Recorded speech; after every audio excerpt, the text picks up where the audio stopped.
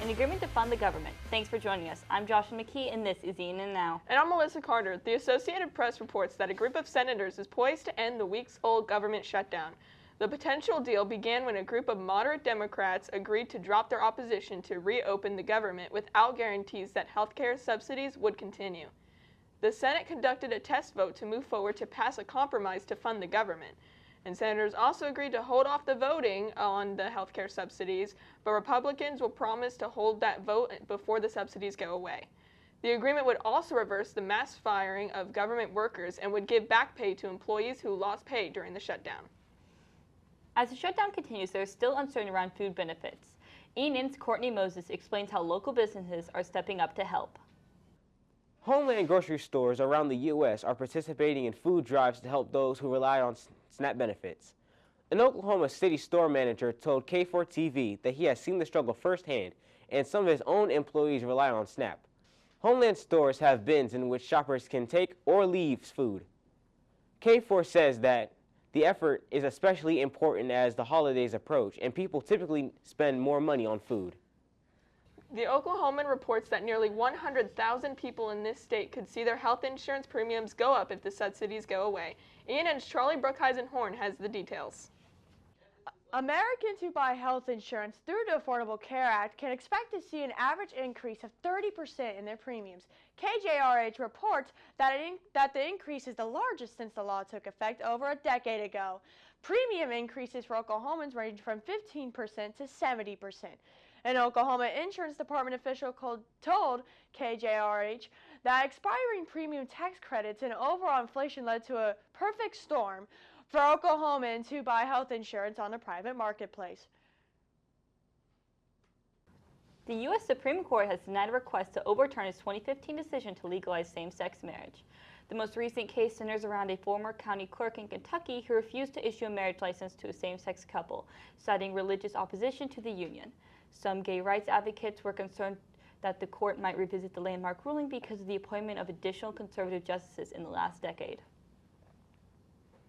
Oklahoma's Highway Patrol and ICE officials arrested more than 70 drivers last week during a commercial vehicle enforcement operation. More on that in our Tulsa Bureau with Jada Skank. According to a news release from Governor Stitt's office, Operation Guardian is keeping Oklahomans safer.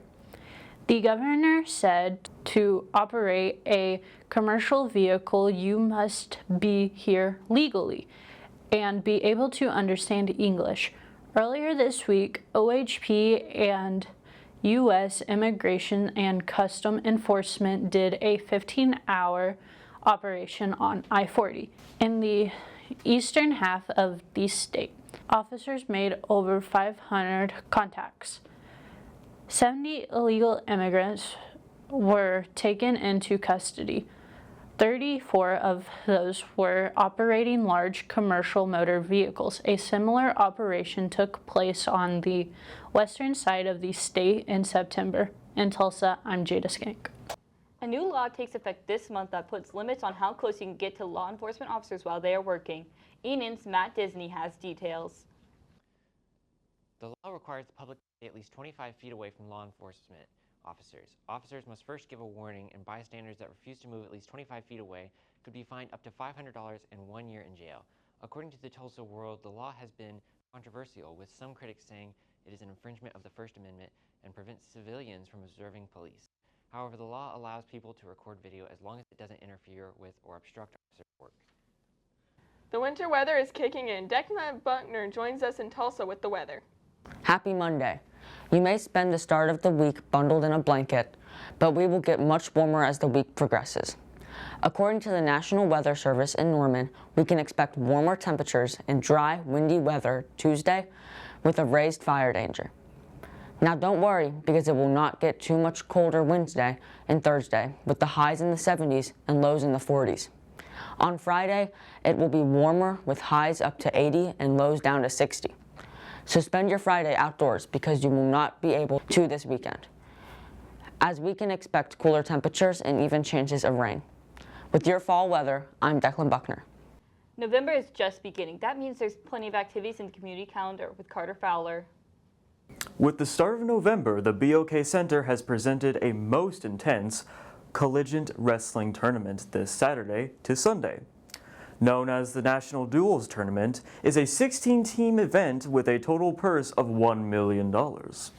At the Paycom Center, the OKC Thunder team continues their fight in 2 more games against the Golden State Warriors on Tuesday and the LA Lakers on Wednesday.